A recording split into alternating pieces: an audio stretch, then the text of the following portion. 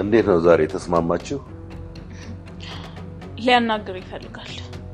ጥሩ እባክህ ስለሌላ ገንዘብ አይደለም የማወራው። ቢያንስ ለእናቴ ማድረግ ያለብኝን ነገር እንዳደርግ ገንዘብ ስጠኝ። እገላለሁ ስትለኝ አልነበረም እንዴ? ገለኝ ተቀበለኝ። አልገለም ግን ስጠኝ። ከኔ ቤሳ ቤስቲን አታሊ። አንተ ቆይ ከኔ ምንድነው የምትፈልገው? ስግብግብነትን ለምን በልክ አታደርገው? አትጩ። እጮሃለሁ። እየበላ ያለው የእናቴ ደም እኮ ነው።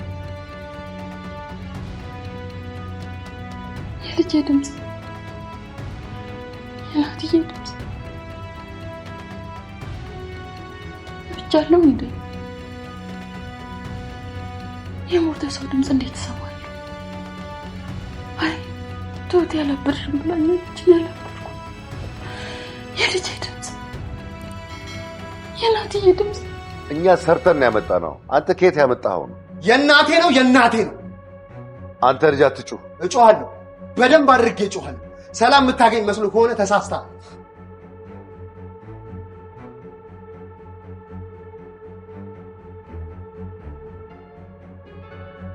አንተ ቆይ ከኔ ምንድነው የምትፈልገው? ስግብግብነትን ለምን በልክ አታደርገው?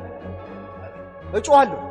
ትሁት ለራሷ ነፍስ ሳትጨነቅ በድፍረት ዓለምን ካለችበት ከተነገራት የውሸት ዓለም አንቅታታለች። ገዛኸኝና ቤቲ በሌሉበት ከቤት ይዛት ወጣ እብድ እንዳልሆነች ሰዎችም እንደማይፈሯትና እንደማይሾሻት እንዲሁም እስከዛሬ ድረስም እያሰበችው ያለችው ነገር ከእውነቱ የራቀ እንደሆነ አሳይታታለች። ይህንንም የተረዳችው ዓለም ከምንጊዜውም በላይ አሁን ላይ ልጇ ናቲ እንዳልሞተና በሕይወት እንዳለ ማወቅ ያለባት ጊዜ የደረሰ ይመስላል። ዓለም ይህንን ብታውቅ ካለችበት ከመሰላት የጤና ቀውስ ሙሉ ለሙሉ መዳን ትችላለች። ነገር ግን ጉዳዩ ለእሷም ብቻ ሳይሆን ለልጇ ናቲም ጭምር አስደንጋጭና ለማመንም የሚከብድ ነገር ነው። እናንተ እንዳለመሞትን አምናችሁ ተቀበላችሁ ሐዘኑን ያወጣችሁለት ሰው በህይወት በአይነ ስጋ ብታገኙት ምን ሊሰማችሁ ይችላል? ሐሳብ አስተያየታችሁን ኮሜንት ላይ ጻፉልን። ይህ ሁሉ ነገር ሊፈጠር የቻለው በትሁት ያልተቋረጠ ልፋትና ጥረት ነው። ዓለም ከገባችበት የአእምሮ ቀውስ ለማውጣት ስትል የራሷን ህይወት አደጋ ላይ ጥላ አትግብ የተባለችበት ክፍል ጭምር ገብታ ዓለምን መርዳት ከጀመረች ሰነባብታለች። ለዛም ነው ጤናዋን ለመመለስ ስትል ፍርሃቷን ዋጥ አድርጋ ከቤት ጭምር ይዛት የወጣችው። ነገር ግን ያልጠበቁት ነገር ነው የተፈጠረው። እነሱ ከቤት ወጥተው በነበሩበት ሰዓት ዓለምን አሰቃይተው ለዚህ ደረጃ የደረጓት ገዛኸኝና ቤቲ ወደ ቤት ተመልሰዋል። የትሁት ቤት ውስጥ አለመኖር ያናደደው ገዛኸኝም እንደዚህማ መሆን የለበትም፣ አርፋ ነው መቀመጥ ያለባት፣ ሲበዛም ጥሩ አይደለም፣ ከዚህ ቤት መረጃ ሲይዛ ብትወጣ ብሎ ሲላት ቤቲም እኔ እኮ እዚህ ቤት ውስጥ ስትውል ደስ ስለማይለኝ እኮ ነው አውቄ ነው አጎቷ ጋር እንድትሄድ ያደረኩት፣ ቆይ ልደውልላት ትለውና ስልኳን አንስታ ወደ ትሁት ጋር ትደውላለች። ስልኩን ስታነሳውም ትሁት የት ነሽ? እቤት ነን ያለነው ቶሎ ነይ ብላ ስትላት ትሁትን በድንጋጤ ከመቀመጫዋ ተነስታ እየተቀመጠች መቁነጥነት ትጀምራለች። በፍርሃትም እየተንተባተበች ግን ለምሳ እኮ ላልደርስ እችላለሁ ግን መጣ ብላ ስልኩን ትዘጋውና ለዓለም በፍጥነት መሄድ እንዳለባቸው ትነግራታለች። በዛን ሰዓትም ገዛኸኝ ወደዛ ክፍል ለመግባት ያስብና ቁልፉን እንድትሰጠው ቤቲን ይጠይቃታል። ቤቲም ካስቀመጠችበት ቦታ ተነስታ ስትፈልገውም ነገር ግን ልታገኘው አልቻለችም ነበር። ገዛኸኝም ትሁት ምናልባት አንስተው ሊሆን ይችላል ናቲ እንዳያገኘው ብሎ ሲላት ቤቲም እስቲ ቆይ ልደውልላትና ልጠይቃት ብላ ስልኳን አንስታ ደጋግማ ብትደውልም ትሁት ግን በሰዓቱ ስልክ አታነሳም ነበር። ገዛኸኝም ስትመጣ ገብተሽ ያት ምግብ መስጠትና መጸዳጃ ቤት መውሰድ እንዳትረሺ ብሏት ይወጣል። መንገድ ላይ እየተራመደ ባለበትም ወደ ቤት እየተመለሱ የነበሩት ትሁትና ዓለም ከሌላኛው ቅያስ ሲመጡ ይመለከቱትና እንደምንም ተደባብቀው ያልፉታል። ትሁትም ስልኳን አውጥታ ቤቲ ጋር ትደውልና ሰፈር ውስጥ ናቲን ቆሞ እንዳየችውና ምናልባትም ማያወራሽ እኔ ስኖር ከሆነ አሁን ለብቻችሁ ብታወሩ በጣም ቆንጆ ነው ትላታለች። ቤቲም በትሁት ሐሳብ ተስማምታ መኝታ ቤቷ ሆና እየተዘጋጀች ባለችበት እነ ትሁት በቀስታ ተመልሰው ወደ ቤት ይገባሉ። ዓለምም ቁልፉን ሰጥታት ወደ ክፍሏ እንድትገባ ታደርጋትና እሷ ወደ ቤቲ ክፍል ትገባለች። ቀጥላም ቤቲ እስካሁን ድረስ አልጨረሽም እንዴ? ኧረ ጥሎሽ እንዳይሄድ ውጪ እንጂ ብላ ስትላት ቤቲም እሺ ግን የዛ ባዶ ክፍል ቤት ቁልፍ አንቺ ጋር ነው አይደለ ብላ ስትጠይቃት ትሁትም አዎ ግን አሁን ደርሰሽ ነይ ብላ ትላታለች። ቤቲ ስትወጣላትም ትሁት በፍጥነት ነገሮች እንዳይነቁ ቁልፉንም በቦታው መልሳ ትቀመጣለች። ቤቲም ብዙም ሳትቆይ ትመጣና በንዴት እሱ እኔን ለማግኘት ምንም ፍላጎት የለውም፣ በጣም ነው የሚያናድደው፣ ለማንኛውም አሁን ቁልፉን ስጪኝ፣ መኝታ ቤት ደግሞ ብር አለ በሱ ብርቱካን ገዝተሽ ነይ ብላ ትልካታለች። እሷ እንደወጣችላትም ወደ ዓለም ክፍል ትገባና አንቺ ሴትዮ ግን ምን አግኝተሽ ነው ዛሬ ፊትሽን ለራሱ አልጣልሽው ብላ ስትላት ዓለምም አዎ ዛሬ በጣም ደህና ነኝ ብላ ትላታለች። ቤቲም በንዴት ደህና አይደለሽም እብድ ነሽ፣ ሰዎች ሲያዩሽ ይሸሹሻል ብላ ስትላት ነገር ግን ዓለም እንደሌላ ጊዜው በንግግሯ አልተረበሸችም ነበር።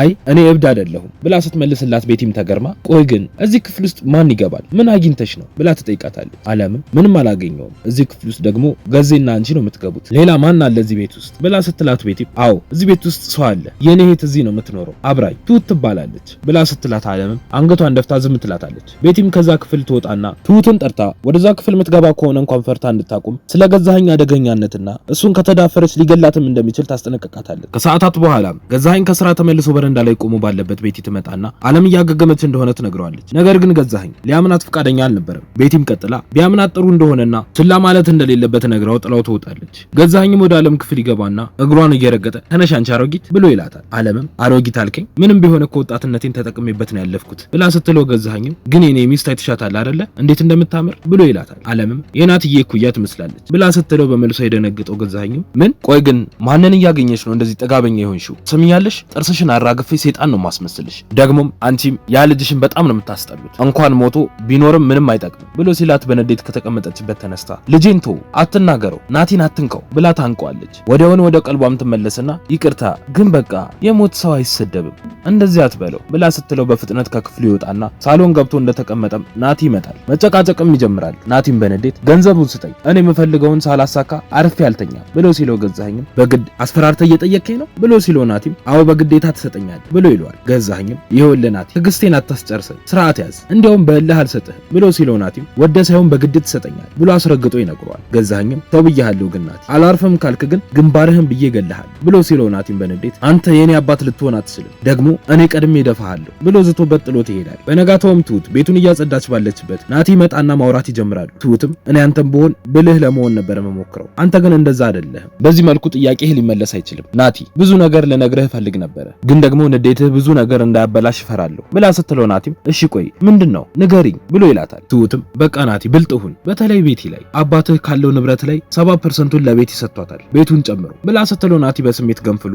አያደርገውም እናቴ ለፍታ ያመጣችውን ንብረት ትላንት ገዝቶ ላመጣት ሴት አይሰጣትም ብሎ ተነስቶ ሲወጣ ትሁትም በፍጥነት ተከትለው ትወጣና መንገድ ላይ ታስቆመዋለች። ቀጥላም ቆይ ምን ልታደርግ ነው? ለዚህ ነው እኮ ምንም ነገርም አልነግርህ። ለምንድን ነው እንደ ሕፃን ልጅ የምትሆነው? ከገንዘብ በላይ ብዙ ነገሮች አሉ እሱንም ቢሆን በዘዴ እጅህ ማስገባት ትችላለህ። በዚህ ሁኔታ ግን ምንም ማድረግ አትችልም ብላ ጥላው ትሄዳለች። ናቲም ግራ ተጋብቶ ቆይ ይቺ ልጅ ግን ምንድነው የምታውቀው ብሎ ቆሞ ከራሱ ጋር ማሰብ ማውራት ይጀምራል። የዛኑ ቀን ማታም ገዛኸኝ በጭንቀት መኝታ ቤት ውስጥ ሆኖ እየተብሰለሰለ ወደ ቤቲ ጋር ይዞርና ይቺ ሴትዮ ግን ጤነኛ ናት፣ ቀን እየጠበቀችልን እየመሰለኝ ነው፣ እንደ በፊቱ እየተፈራረቅን ማሳበድ መቻል አለብን፣ ውሃ ውስጥም የእንቅልፍ መድኃኒት እየጨመረን መስጠት ይኖርብናል ብሎ ይላታል። በነጋታውም ናቲ እንደተለመደው ቤታቸው ሲመጣ ቤቲን ያገኛታል። ቀጥሎም እሷ እንደጠበቀችው በንዴት ሳይሆን በስርዓቱ ነበር ያዋራት። ቡና ለመጠጣትም ተያይዘው ይወጣሉ። ትሁትም ያንን አጋጣሚ ተጠቅማ ዓለምን ሲያወሩ የሰማችውን ነግራ ጸባዋን እንድታሻሽል ሚሏትን እንድትሰማና ውሃ ቢያመጡ ግን እንዳትጠጣ አስጠንቅቃት ትወጣለች። ከሰዓታት በኋላም ገዛኸኝ ወደ ዓለም ጋር ይመጣና አንቺም ሰው ሆነሽ ለዚህ በቃሽ እኔን አነቅሽኝ አይደለ ብሎ ሲላት ዓለምም ትሁት ያለቻትን አስታውሳ